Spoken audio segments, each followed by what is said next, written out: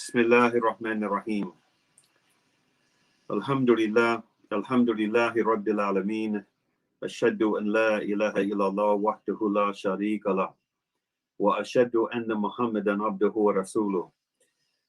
Which means, in the name of Allah, the Beneficent, the Merciful, all praise is due to Allah, the Lord of all the worlds. I bear witness that there is nothing worthy of worship except one God, who the Muslims refer to as Allah, but who is known by many different names in many different cultures around the world. And I bear witness that the Prophet Muhammad, peace and blessings be upon him, is his last divinely sent messenger and the seal of the prophethood. Ameen. Brothers and sisters, friends of Salam Media, and El-Hajj Mauri Saalakhan and the Afia Foundation, we welcome you to another program in the series of consciousness-raising programs under the title A Conversation with El-Hajj Mauri Saalakhan. Today we have a very special guest, as all of our guests are special, but this one for me, because of his work and his legacy of intellectual struggle and, you know, the way that he has been willing to come down on challenging issues that cause others to shy away. For me, he is a very, very special guest. Dr. Cornel West is a prominent and provocative democratic intellectual. He is professor of the practice of public philosophy at Harvard University and holds the title of Professor Emeritus at Princeton University.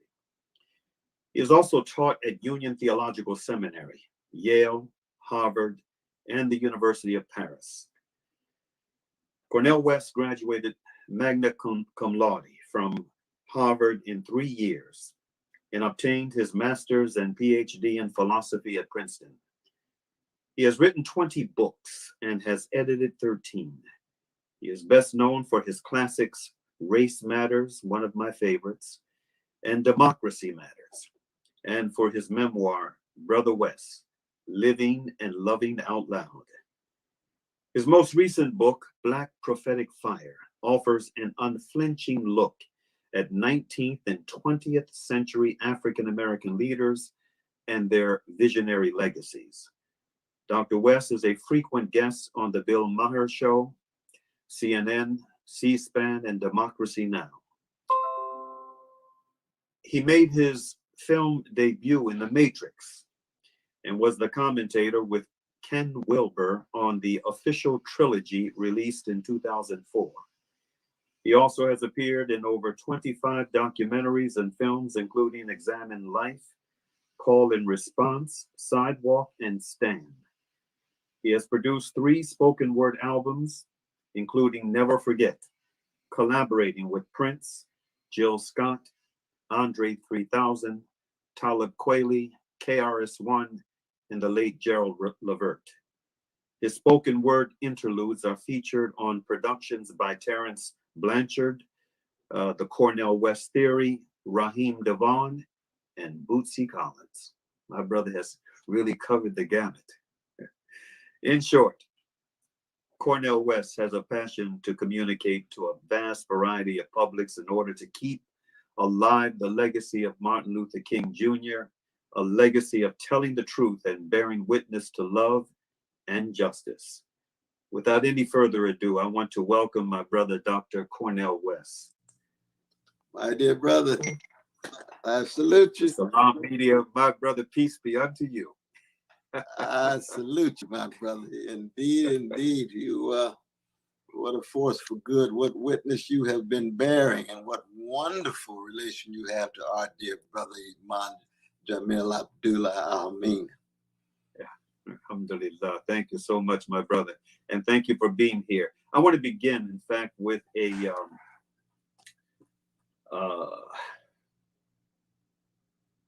first of all, let me ask you, how are you and your family faring in this global pandemic that has insisted on us changing the norm in our behavior? Yeah, no, I've been very blessed, my brother, and I pray God that you and your loved ones are doing well. But really, under a pandemic or under any ordinary context of struggle, which is always difficult, each day is a breakthrough. Each breath is a blessing. Yes, And indeed. you just try to fortify yourself, to be ready, to be equipped in order to bear witness. Yes, indeed. Brother, I want to thank you once again for responding to our humble request for your written perspective on the political imprisonment of Imam Jamil, the former H. Rap Brown. For our newly released book on him, The Imprisonment of Imam Jamil Abdullah Al-Amin, Is It a Government Conspiracy? And we believe it is. I would like to begin this conversation with the opening paragraph from what you wrote. The very first paragraph reads, quote, "The Black freedom struggle is the greatest tradition of spiritual fortitude and moral courage in the modern world. In the face of white supremacist hatred, capitalist greed, and American terror, for over 400 years, we have unleashed magnificent love warriors and lion-hearted fighters for Black honor and human self-determination. Imam Jamil Abdullah Al-Amin, formerly known as H. Rap Brown, belongs within the pantheon of the cloud of witnesses who sacrificed life and limb to keep alive the Black freedom struggle." I would like to begin by asking you to expound, for the benefit of those who haven't read the book, who haven't read your commentary, expound on that excerpt for the viewing audience, please. Well, I was blessed that you reached out, allowed me to say what I wanted to say about my dear brother. Of course, I knew him as H. Rap Brown over 50 years ago. That was prior, before he underwent this magnificent conversion to Islam. But I begin with the notion that for 400 years, in the American empire, but in many ways around the world, even longer, Black folk have been terrorized, traumatized, and stigmatized. And yet we have unleashed, we have produced some of the greatest freedom fighters in the face of terrorism, some of the greatest love warriors in the face of hatred, and some of the greatest healers in the face of trauma. And I was trying to situate my dear brother, H. Rap Brown, known now as Imam Jamil Abdullah Al-Amin, as one of those great freedom fighters who had the courage to straighten his back up, coming from Baton Rouge, Louisiana, Jim Crow, gut bucket, Louisiana, Baton Rouge, Dillard, Howard with his brother, connecting with SNCC, following Stokely Carmichael, finding himself in the middle of the most intensified moment of the war against Black people, which was 1967, the summer of 67. People will remember Newark, people will remember Detroit. It was violent, with the police violently coming at, killing Black people. And he standing as a soldier with a profound love of Black people and a hatred of white supremacy and a hatred of the terror and trauma and stigma coming at Black people. And so he was one of the great voices and figures of that day. And of course, in a white supremacist civilization where Black love is a crime, he will be criminalized. He has been criminalized. He has been not just unfairly incarcerated, he has been viciously targeted by the US government. We've got all the data from the FBI, 1967. We're after Elijah Muhammad. We're after H. Rap Brown. We're after Kwame Ture, Stokely Carmichael. We're after Brother Maxwell. So that we realize that the Black freedom struggle has always been an anti-terrorist struggle. It's been against terrorism coming at us. And we've had a variety of figures who surfaced with tremendous power, tremendous spiritual buoyancy, because this is what you get in my dear brother, known as H. Rap Brown, and now Imam Jamil. Tremendous determination and strength. So even under solitary confinement, he's still going. Even under the gag rule, where people don't have access to him for interviews. I mean, people can interview serial killers. You can interview folk who have raped people. You can interview folk who have stolen billions of dollars, but you can't interview this particular love warrior and freedom fighter. Why? Because there's something about his spirit that becomes contagious. The brothers and sisters feel it in the prison. He felt it in Cambridge, Maryland when he spoke. That's why the U.S. Congress had a bill targeting just H. Rap Brown, called the H. Rap Brown bill, to hunt him down. And he, in fact, had nothing to do with what happened in Cambridge, Maryland, but of course, unfairly, just like Mumia Abu-Jamal, just like Geronimo Pratt, and other great. But right now, we got Assata Shakur. The Obama administration put $1 million on her head. So much for neoliberal Black politicians fundamentally concerned about Black freedom struggle, you see. So that I was just blessed to be able to say, say a few words, though, brother. You allowed me to do that because we just have to be honest and candid about those who loved us. And we must never ask permission from anybody, especially white supremacist structures, especially white mainstream, to give us the right to define who we love and define how we understand our realities, and most importantly, to define what we say and what we do. And so that same freedom that you get in the H. Rap Brown, you can feel on John Coltrane playing the saxophone. He ain't asking for permission from nobody to find what's inside of his soul, or Sarah Vaughan, or Hugh Masekela, or Makeba, Miriam Makeba. That freedom inside of them. And we know, of course, it comes to a variety of different religious traditions. I'm revolutionary Christian. My dear brothers, revolutionary Islam. You magnificently prophetic Islam. You see it? I mean, Malcolm was Muslim. I can't conceive of myself without Malcolm. I'm Jesus-loving free Black man. He's Allah-loving free Black man, and he's Jesus-loving too, in terms of Jesus was one of the great prophets in the rich history of Islam. But then you got Bell Hooks, our Black sister, who's Buddhist. She's on the same love train. She's on the same freedom train. James Baldwin was agnostic. We can go on and on in this regard. So we embrace one another as human beings, as Black freedom fighters, as love warriors, and most importantly, and I think this is something we could talk about in terms of the conversion and the transformation of Imam Jamil, that as he grew older in that prison cell in Attica and underwent that profound transformation and conversion, that he gave the primacy of the moral and the spiritual as a revolutionary. Now, H. Rap Brown, as a younger brother, you see, I don't think he had that same kind of depth of spirituality because he had a fire, but the fire has to have something beneath it that's tied to a reality bigger than oneself. And my hunch is, you know it better than my hunch is he came to that realization. Because when the evil forces are coming at you, it's never a joke. And you got to be so fortified that in the end, any justice that's only justice soon degenerates into something less than justice. It's got to be rooted in a deep love that connects you to a God or some reality bigger than you. So when the injustice comes at you, you will forever be able to take it in, but not cave in. And he has never, ever caved in.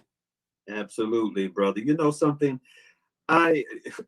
One of the questions I was going to put to you was, and you just touched upon it in a very profound way. It was going to be a question of how closely you followed the evolution of H. Rap Brown to Jamil Abdul-Alamin, and what your thoughts were on that evolution. Now, you just shared some wonderful insights on your perception of that transition, that evolution that you went through. Let me ask you this. Were you present at that special event for Kwame Ture at Howard University before he passed away? No, I wasn't. I wish I had. Did you see the video? Did you see the video of it? No, I didn't. I heard about the magnificent presentation of Imam Jamil that blew people's minds. I got telephone calls from it.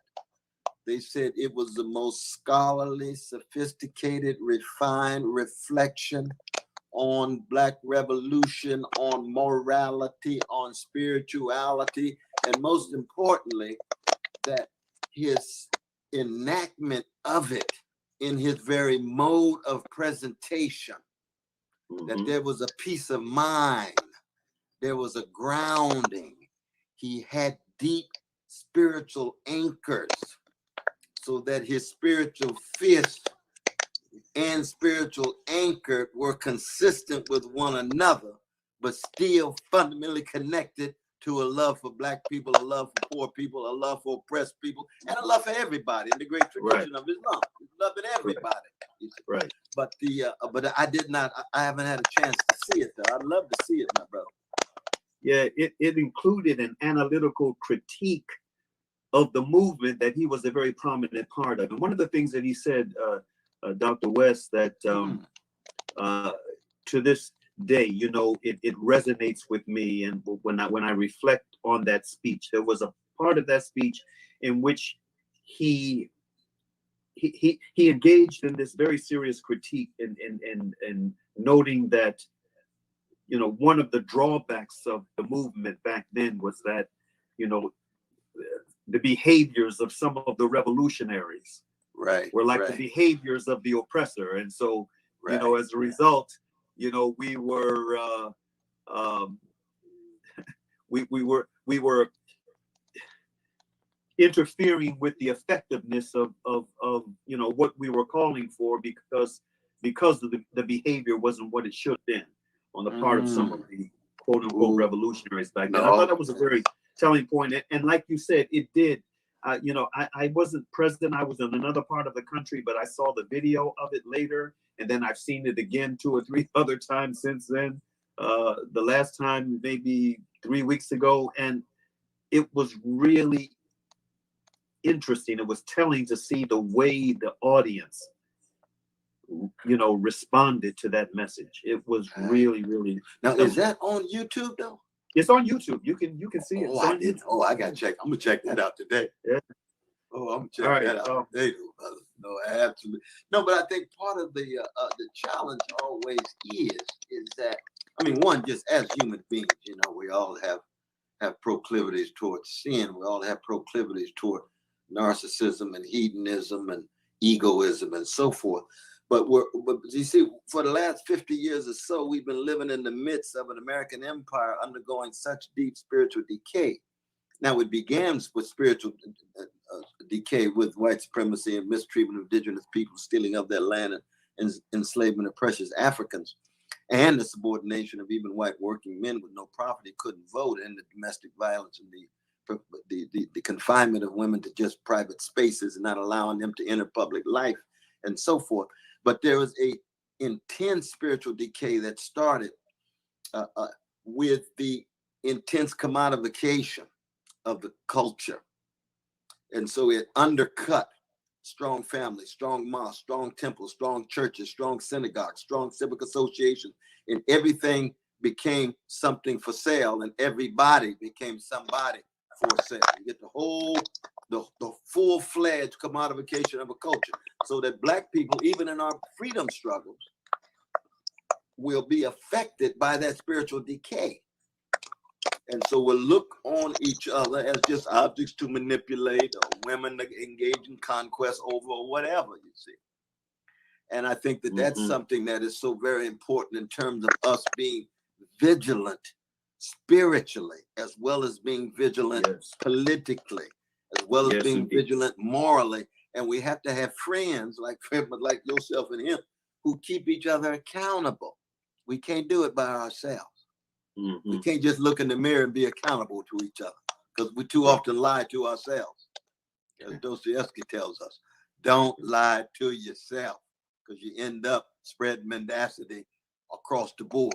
And it happens with leaders, no matter what color, and what happens with followers, no matter what color agenda is. But I can't wait to see that, though, brother. I can't wait to see that. Speaking of leaders, former U.S. ambassador to the UN and Atlanta mayor, former Atlanta mayor Andrew Young, in January of this year, publicly reiterated his belief in the innocence of Imam Jamil. In fact, and I say reiterated because I was present at the courthouse during the trial, for the entire trial, and was there when Andrew Young took the stand during the sentencing phase. And many believe that it was, his influence, what he said when he took the stand after Imam Jamil was found guilty, that and with the state prosecutor's office wanting the death penalty, it was, the influence and the words, the perspective of Andrew Young that helped to keep him off of death row. But he recently, back in January, he reiterated his belief in the innocence of Imam Jamil and called on that same district attorney's office to revisit the case. The late Congressman John Lewis, who also knew Imam Jamil personally from his days as H. Rap Brown, and represented, Atlanta in the House, he never did. Why do you think that is? And do you know of any other Black congressional leaders who have raised questions about Imam Jamil's case? That's a wonderful, wonderful question, though, brother. I think Coretta Scott King was strong as well, and she's worth mentioning. Yes. Of course, she's in your powerful text too. She came through very strong, truth teller. But I salute Brother Andrew Young for telling the truth, because I'm thoroughly convinced that my brother is innocent. I'm thoroughly convinced that he is the victim of a vicious target of COINTELPRO, of FBI, of the government, all the way up to the government, all the way up to the president. That includes all of the administrations, Clinton, Bush, Obama, across the board. But no, I don't know of Brother Lewis. And Brother Lewis, of course, is a fascinating case. In some ways, he reminds me of the great and one and only Nelson Mandela. Both of them were courageous beyond description as young persons. Both of them were visionary, sacrificial beyond language. As they moved into politics, they became neoliberal politicians. Mandela takes over South Africa. He's got to now work with white capital and make sure that the white population is feeling secure.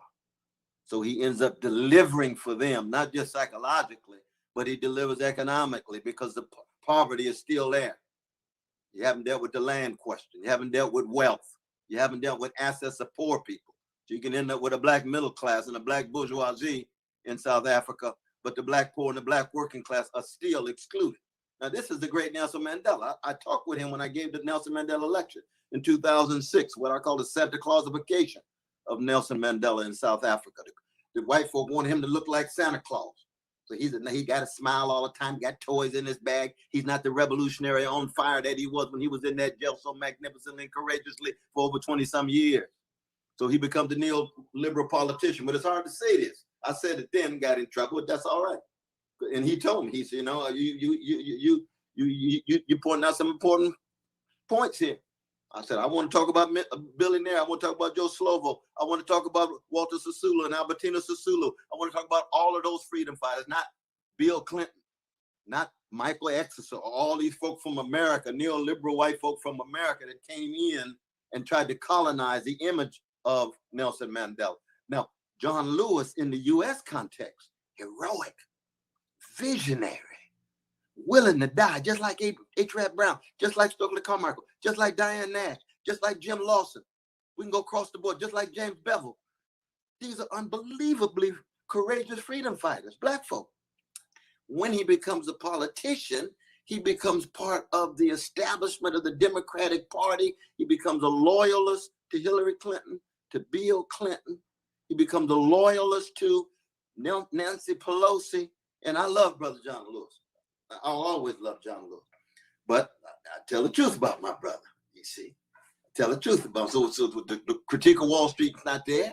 He's not criticizing Obama dropping the drones in Yemen. See, I believe a child in Yemen has exactly the same value as a white child in New York City or a black child in Atlanta.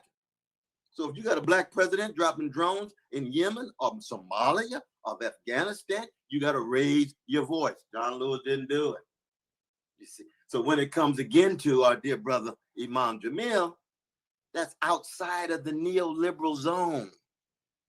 You see, you can't say a word if you're a neoliberal politician, even when you once were a great revolutionary figure.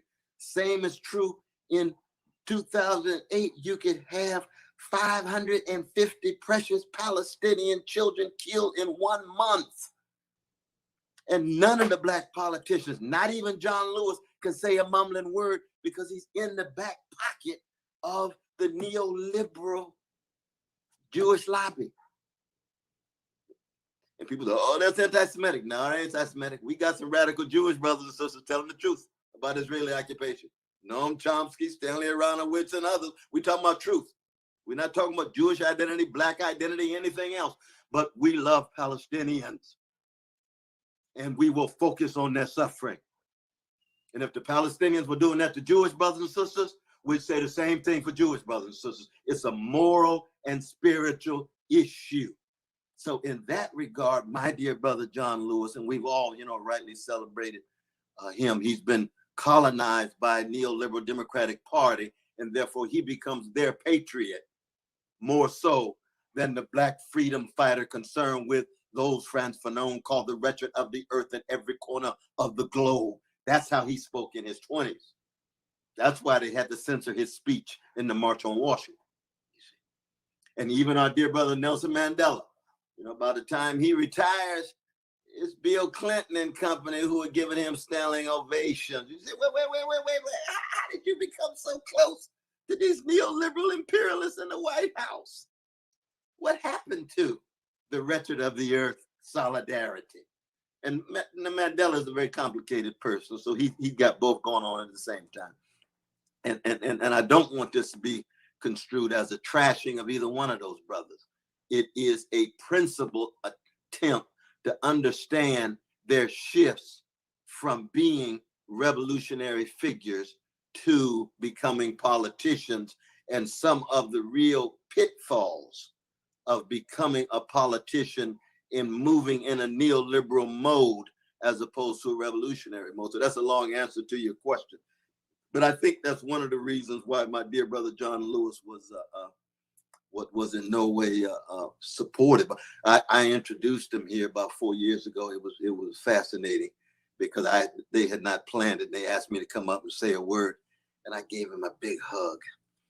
And he whispered in my ear. He said, "Don't be too harsh on me, brother. Don't be too harsh on me." And so when I got up, I gave a tribute to Willie Mae Lewis and Eddie Lewis, his mama and his daddy in Troy, Alabama, and gave him the love. I gave a tribute to the church that shaped him. I gave a tribute to First Baptist in Nashville that also shaped him, Lawson. And I said, now we have disagreements on Obama's drones, on Wall Street domination, on not hitting mass incarceration strong enough, on not talking about issues of class and not talking about empire. I said, but I love you, my brother, and you know that. And then we hugged again. So you can have that kind of brotherhood even as you disagree, but we have to tell each other the truth. We have to tell each other the truth. So I think the very fact that we haven't had black folks step up and tell the truth about our brother H. Rap Brown, our brother Imam Jamil, it's a sad thing, and all of us are culpable. All of us have to be accountable in terms of his plight and predicament in this regard.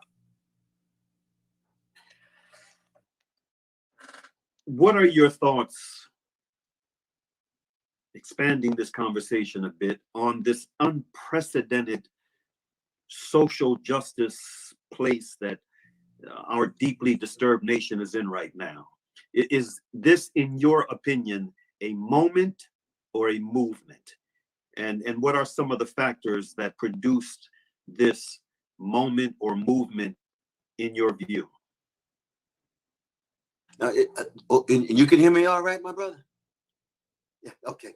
No, I think that we've got a neo-fascist gangster in the White House who has made it clear that the raw reality of power at the top is driven by greed, corruption, and indifference to the vulnerable. Now, in many ways, that has always been the case, but it has never been as explicit and as raw under Donald Trump. Then you have a pandemic that exposes this in an undeniable manner.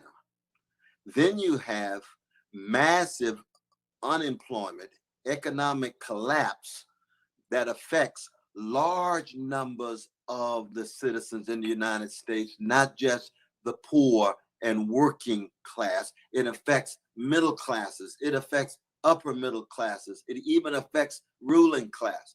So when you get all three of those together, my brother, it becomes very clear that those who have been talking about the issues of poverty, those who have been talking about the issues of militarism, those who have been not just external militarism, 800 military bases above the United States all around the world. Russia and China combined only have 30. The military budget of the United States, 720 billion, more than the next 10 countries combined. That's what it is to be an empire, and with your vast amounts of your resources tied to military build-up. But then there's also the unbelievable wealth inequality. That's why Brother Bernie Sanders was so very important. That's why I supported him in a strong way. To talk about 1% of the population having 41% of the wealth. To talk about the bottom 90% of the population in America have wealth equivalent to 3 individuals in America. That's a level of wealth inequality they hadn't had under the monarchs during the old days of kings and queens. But then there's the spiritual issue that we were talking about, my brother, where people begin more and more just to give up and cave in. People more and more believe, in fact, the only way they can survive is to be well-adjusted to injustice and maladjusted to indifference. So even when you become successful, you turn your back on the vulnerable, you turn your back on poor and working people, and you become an isolated individual spectacle of success that everybody puts a spotlight on you rather than you actually using what you have to be of service to those who are suffering. In my own Christian tradition, and in, of course, the Islamic tradition as well, that embraces so much of the Bible as well as the Quran, that what you do to the least of these, you do unto me. What you do for the prisoners, what you do for the poor children, what you do for the oppressed, what you do for the persecuted.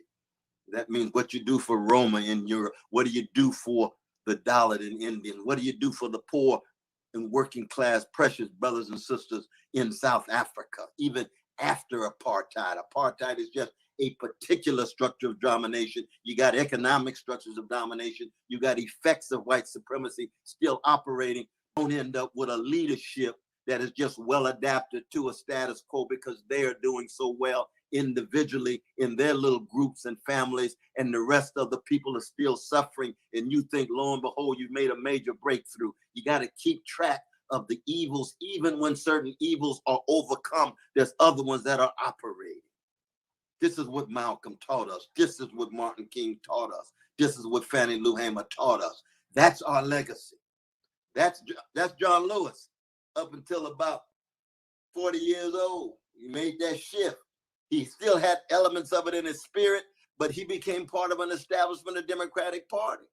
That's Nelson Mandela all the way up until he becomes president. And then he looks at all of these corporate elites. He looks at international capitalists and he says, lo and behold, I've got to somehow sustain this country, or the empires outside are going to pull the rug from under it. But I'm going to have to produce policies in which poor people are not at the center. Working people are not at the center. And that's where the critique even of our precious Nelson Mandela needs to take place. And by the time you get to Brother Cyril and the others, it becomes even more telling. And that criticism needs to be made in a loving way in the name of suffering people in South Africa. I agree, my brother. I agree. It reminds me of it reminds me of a poem that I wrote years ago. Let me see if I can remember the words. What good is a revolution when the fruits of victory carry a strange duality? When the aspirations of the masses are shattered like glass against the wall of reality, what good is a revolution? What good is a revolution when dreams become nightmares? When the liberators become the oppressors and cries of celebration plunge into despair, what good is a revolution? What good is a revolution when my babies are hungry? They can't read or write. Their bellies are aching. They can't sleep at night. What good is a revolution? What good is a revolution? What good is a revolution? What good is a revolution? What good is a revolution when in the aftermath only the names and faces have changed, but the oppression remains the same? You know. Oh, that's powerful, brother. That's powerful. No, we saying the same thing, but it raises the issue: did an actual revolution really take place? Because you see, revolution is about the transfer of power, wealth, resources, and land to ordinary people. Those the great Sly Stone called everyday people. If you didn't have that, you had a little reform that took place that was significant. You know, apartheid was evil. You got to break the back of apartheid. We broke the back of apartheid in the South, in the Black Freedom Movement, in the American Empire. But what happened after Jim Crow? Well, we got Jim Crow Jr. So what happens after apartheid? You get apartheid Jr. Because you didn't have an actual revolution. You had reform that took place, and the powers that be wanted to give some concessions, but just enough concessions for them to preserve their power, their wealth, and their resources.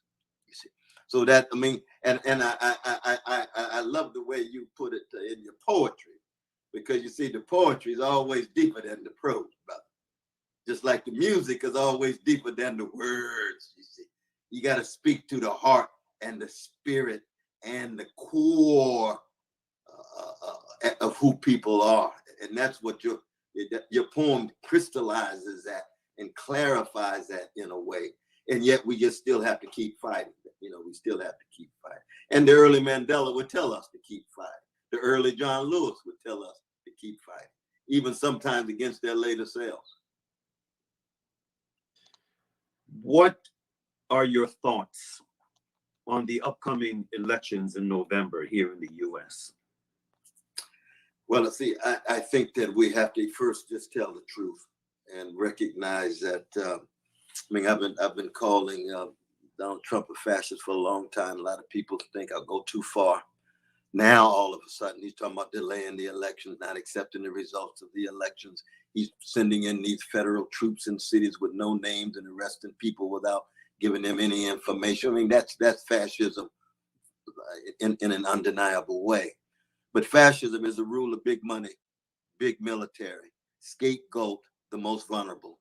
It could be Mexicans at the border. It could be Muslims with the Muslim ban. It could be black folk. It could be Colin Kaepernick, who goes down on his knee in order to stand up for justice. All of those are scapegoats in order to divide the people so that they won't confront the most powerful. And so you got a fascist in the White House. And sadly, you know, the Democratic Party is just so decrepit that they end up producing a mediocre milquetoast neoliberal centrist as the candidate to go against the neo-fascists. So we have a choice between a neoliberal disaster and a neo-fascist catastrophe. And that's the history of black people in America, right? Pharaoh on both sides of the bloody Red Sea. Now, I quite deliberately view myself as part of an anti-fascist coalition to get Trump out, to get him out. And so I have argued that in those swing states, they should vote for Biden over Trump, but don't lie and say Biden is some kind of major force for good, some kind of salvation figure, some kind of progressive, because he isn't. He's the architect of the largest prison system in the modern world that targeted poor people, disproportionately chocolate people, black and brown. He supported the invasion and occupation of Iraq. Over 500,000 people have been killed. Each Iraqi life is precious. He brags about it, you see. So that you have to just tell the truth about him and then say, if this is the choice that we have to make as part of an anti-fascist coalition, we end up with this mediocre milquetoast neoliberal centrist who's been tied to the mass incarceration regime as architect, who has been tied to one of the major architects with Bush of one of the most ugly invasions and occupations we've seen in the world in the last 30 years or so, you see. So we're caught between a rock and a hard place. But the truth telling must go on. And again, you see, our allegiance in the end is not to a mighty flag, but to an almighty God.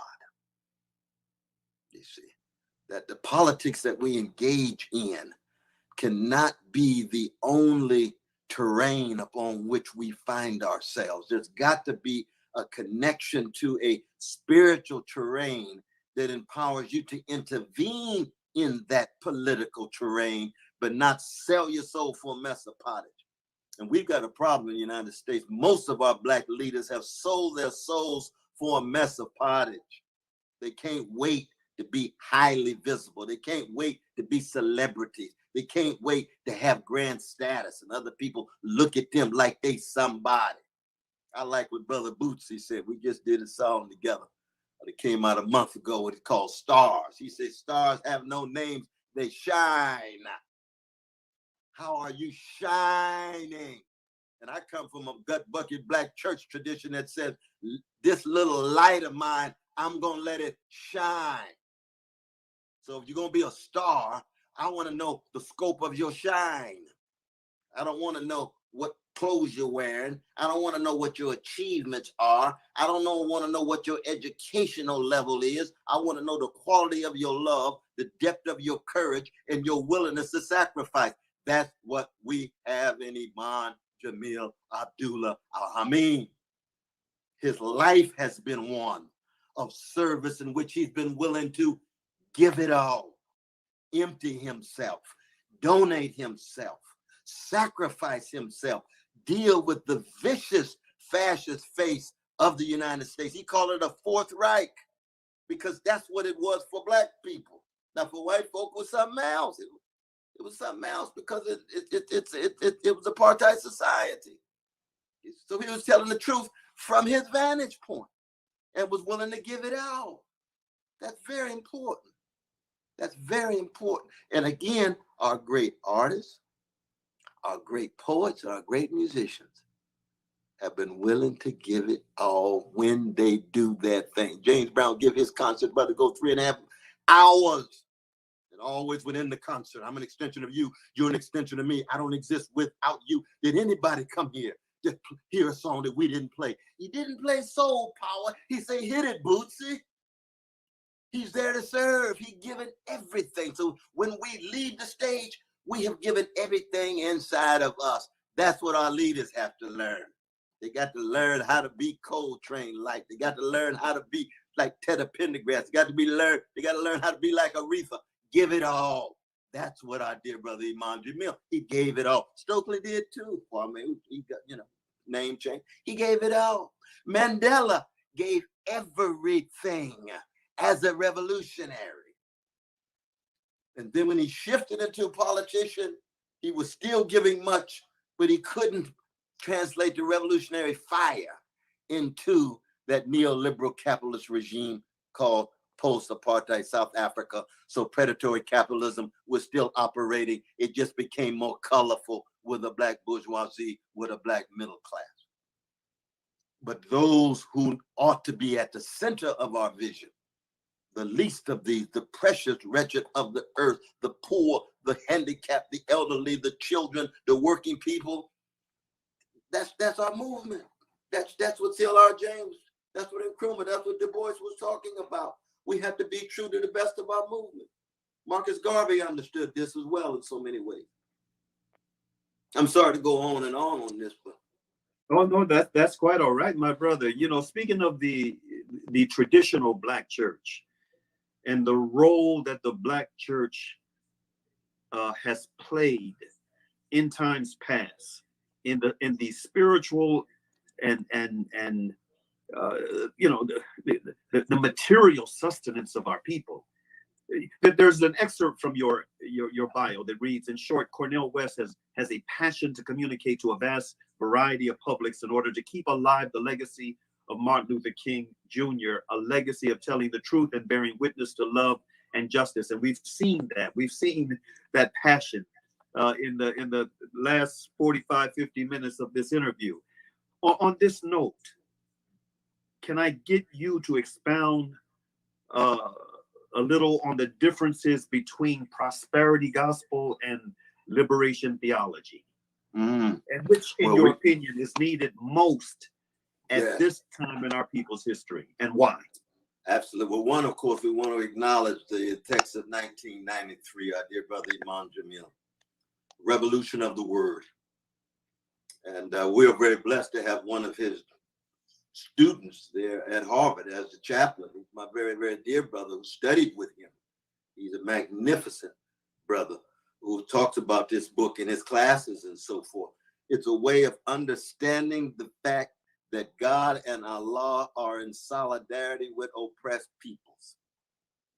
That God and Allah are in fundamental source of empowerment when our mosques and our churches are at their best, when they refuse to accommodate to evil, refuse to accommodate the structures of domination, when they speak the message of deep love and justice and mercy and remembrance, the memories, so that even in our prayers and in our rituals, we get fundamentally replenished by re-invoking the memories of those great ones who came before. Now, in the United States, when you get commodified culture, you get commodified religion, you get commodified Christianity. So that all of a sudden now, people talk less about the cross. The cross is about truth and love, and they talk about the flag. That's why when they put that flag on the coffin of Reverend John Robert Lewis, he's an ordained Baptist minister. In the end, it looked as if they were trying to put the flag over the cross. That upset me, because he was a man of the cross, unarmed truth, unconditional love, embracing folk who are suffering and being willing to sacrifice. The flag is idolatrous. The flag must be under every cross. The flag must be under Allah. No matter how grand the nation state is, if that's your allegiance, it is idolatrous. No matter how much you like the flag. People got a right to like the flag, no doubt. But if you put that flag over Allah, something's wrong. That's idolatrous. You put that flag over God, that's idolatrous. You lose that. Well, we've got a lot of idolatry in our Black churches. And so they've become very much business operations. We got mega churches, but not a lot of mega courage. We got mega churches, but not a lot of mega love. We got mega churches, but not a lot of mega fire for justice. That's why the prison ministries of our Black churches, I've been blessed to teach in prison for 37 years. And you don't see a whole lot of prison ministry these days in Black churches. You see building fund. You see cars and other commodities for the preachers and so forth. But see, that's the betrayal of the gospel. It's the betrayal of the gospel, you see. So that unfortunately, we just haven't had enough churches to hit it head on. And its relation to the Black Lives Matter movement is very important here, because the Black Lives Matter movement, as you know, is led primarily by our precious sisters. You got a number of queer brothers and sisters, gay brothers and lesbian sisters, and precious trans and so forth. And the Black churches have really been unable to speak the gospel to a number of the women who come in consciousness and become womanists or feminists, to really keeping track of the humanity of gay brothers and lesbian sisters and trans, and therefore they leave the churches.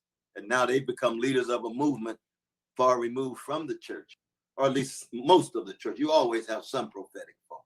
You've always have some folk who just there no matter what, you know. And so that's been a major break. And so we don't have the same strength of the Black church now that we had in the 1960s. A commodified church can never be a source of struggle for freedom. It's a struggle for prosperity. It's a struggle for trying to fit into an unjust status quo.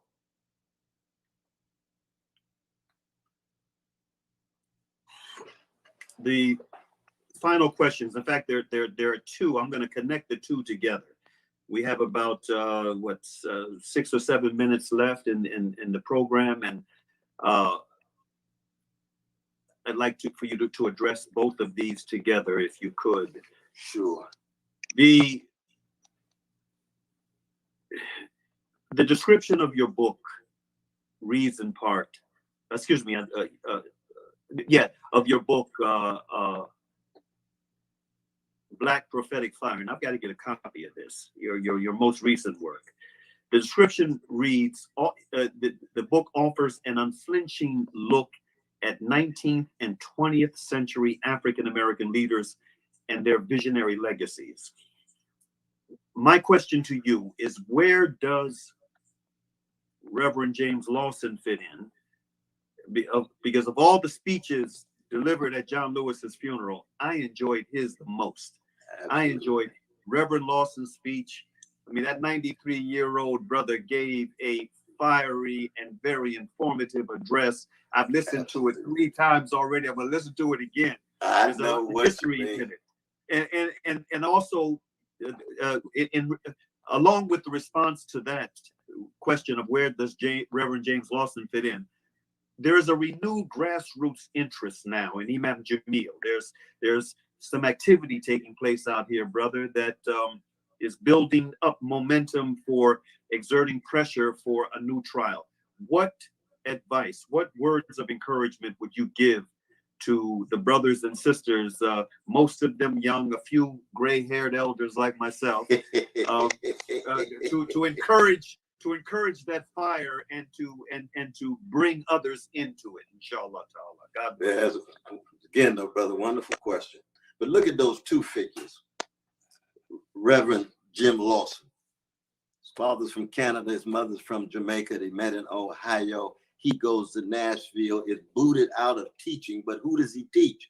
John Lewis, C.T. Vivian, Diane Nash. They all become his students. He's older than Martin Luther King Jr., still going, as you say.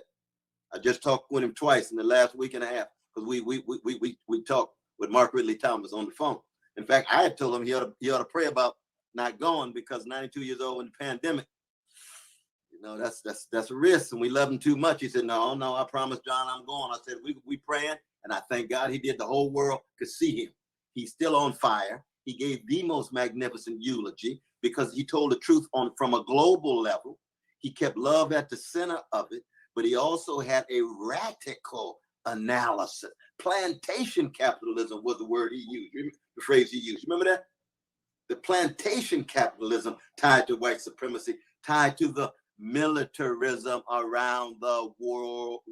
He was against war. Now, he is a principled nonviolence brother, like Martin King, like Desmond Tutu.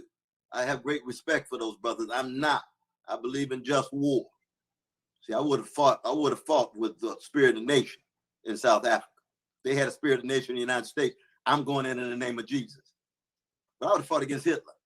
He's another gangster. Alliance with the Soviet Union. So I believe in just war, but I want to exhaust all nonviolent options. So in that sense, someone like H. Rep. Brown has the same love that Lawson has for the people, but he says freedom or death. Now, when he says it, they try to kill him and demonize him. when Patrick Henry says it, when George Washington says it, when Thomas Jefferson says freedom or death in the face of the British Empire, they become one of the greatest heroes of all of European and Western history. H. Rap Brown saying exactly the same thing for Black people. He becomes a criminal to them. So you see the hypocrisy of white supremacy, but you got to keep track of the love in H. Rap Brown for him to say that. All these people being treated this way for so long, and he and others going to stand up and say, we are willing to die. We are going to defend ourselves. That's what human beings do who love people. Somebody mess with your mama, what you going to do? You're going to defend her and yourself. That's what it is to be a human being, a man, a woman, and so forth. That's what you get at H. Rap Brown in his particular form of it. That's what you get in Jim Lawson in his particular form of it. They part of the same Black freedom movement. Lawson, nonviolent all the way down. H. Rap Brown, I'm going to be nonviolent as long as you all are. And if you get ugly and funky, I'm going to get ugly and funky too. Same tradition. So you can imagine we got a little glimpse of that element of our movement on television at the funeral of John Lewis because of Brother Jim Lawson. And as you know, he was the one who invited Brother Martin to Memphis. And so that's a heavy weight on him because Brother Martin was killed in Memphis. But he is a magnificent human being. He is still strong as ever. And United Methodist minister, pastor of Holman Methodist Church. I preached there. In fact, I preached there with Alan Bozak about 25, 30 years ago in his church. But most importantly, right now, you are allowing these kinds of conversations. You are enacting in your own prophetic witness so much of what we're talking about. And I salute you, my brother. And let us pray for each other, because it's going to be through prayer, praxis, vision, courage, determination, laughter, love, and music that's going to get us through.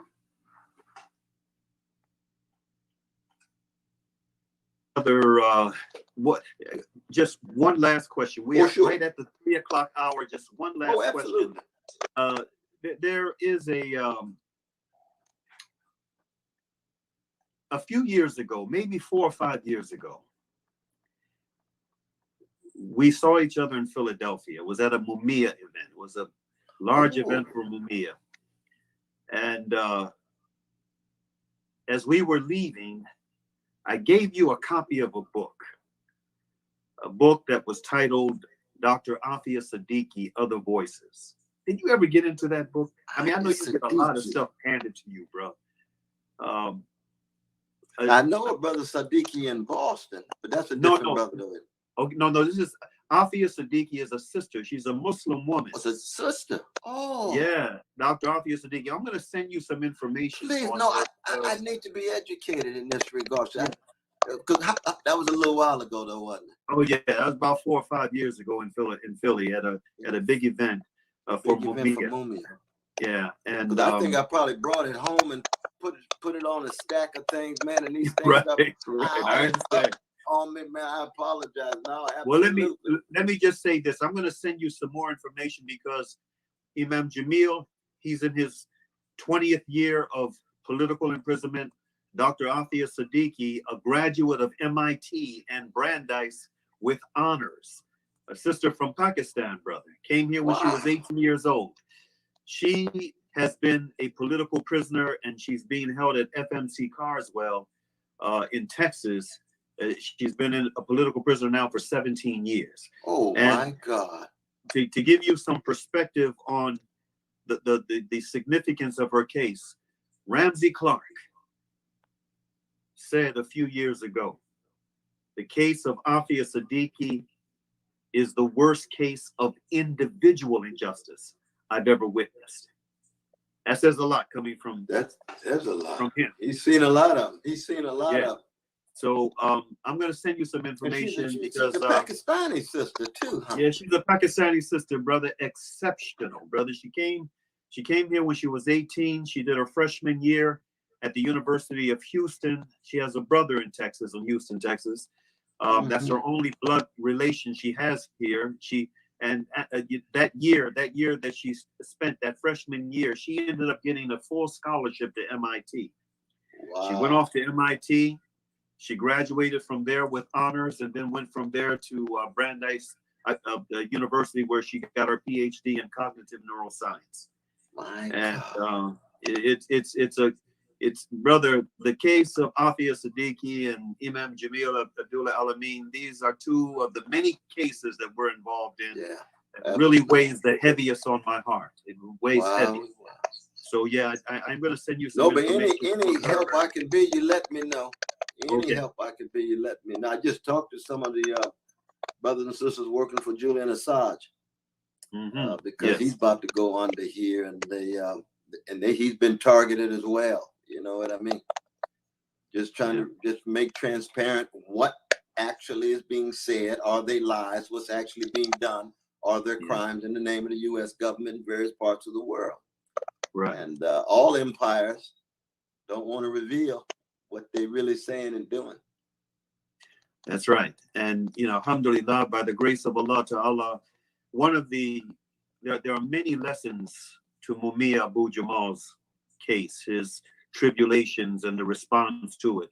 One of the most important lessons for me, my dear brother, is the power, the people's power, the power of the people. I mean, to think that one of the most powerful lobbies in the United States, the FOP, responsible for a lot of the madness that we've seen in police departments around the nation, that they have been, campaigning against this man for his execution for years and years and years, and people's power got him off of death row. I mean, it's, I often say to my Muslim brothers and sisters, and to some of my other activist brothers and sisters in different parts of the country, if you want a good example of, what people's power can do, and an example of what an organized campaign can do, it's the MOVE organization and the folks connected with so MOVE you got Pam, Philadelphia, Africa, Ramona, Africa, the MOVE, absolutely. Yeah, brother. So and it's multiracial. You got a whole lot. Multiracial. That's right, brother. And it's been that way. It's a beautiful thing. For as long as I've been connected to it, it's been that way. It's been that way. That's right. It's very powerful. So anyway, brother, I want to thank you so much for being the brother that you are, the intellectual that you are. In some of the most prominent and academically pristine institutions in the country, and for you to have maintained your fire the way that you have, you've been an inspiration to me, Dr. Cornel West, and I truly thank you, brother, for joining us on this platform today. I know that our brothers and sisters in South Africa, in the United States, and around the world who witnessed this live and who will see it later will greatly benefit from your wisdom and your penchant for speaking truth to power. May Allah bless you and keep you with us for a long time to come. Brother, we praying for each other, and I'm giving you a hug through the technology. All right, my brother. May Allah bless you with a great day. God bless you, though, man. Thank you so much. Thank you so much. All right, my brother. All right. Stay strong. You too. I'm going to conclude with, our Quranic dua from Surah Al-Asr. Bismillahir Rahmanir Rahim. Wal Asr. Innal insana lafi khusr. Illa alladhina amanu wa amalu salihati. Wa tawassaw bil haqq. Wa tawassaw bis sabr. In the name of Allah, the Beneficent, the Merciful, by the token of time through the ages, verily humanity is in loss, except those who believe and do good, and exhort one another to truth, and exhort one another to patiently persevere. Thank you for joining us. Peace be unto you. Assalamu alaikum.